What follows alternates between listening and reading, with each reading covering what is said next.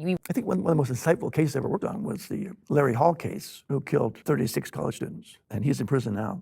He came up with a list of 36 names of people he said he killed, all female, and that he agreed to help them find the bodies. With the agreement was that he gets to go home to visit his parents. Visit his mother, because there's never a dad around. So he had helped them for a while, but they hadn't found any bodies, and he stopped helping them. So they asked me if I would be willing to go to the federal prison and interview him, help them understand him. I said, sure. So off I went to federal prison. I sat down beside him, and the police are sitting against the wall. My right leg's touching his left leg. That's how close we were physically. And he has this long beard, and I'm looking at him, and I'm sizing him up, going, this is going to be a really interesting interview. I can tell he's on medication.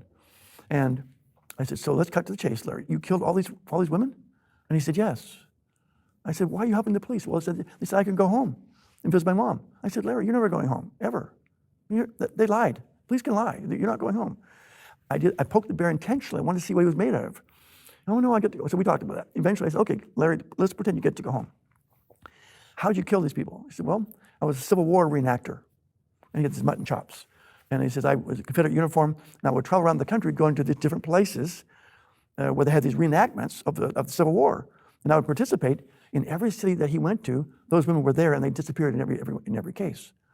So we kind of knew, yeah, he did them. You go to campus, see a woman walk up by herself, you grab her, put a knife to her throat, get her in the van, tie her up, and take her out in the woods. Eventually, he started using ether to knock her unconscious, so he wouldn't have to struggle so much with her. Then he take her out in the woods. He said, I always took him to the woods because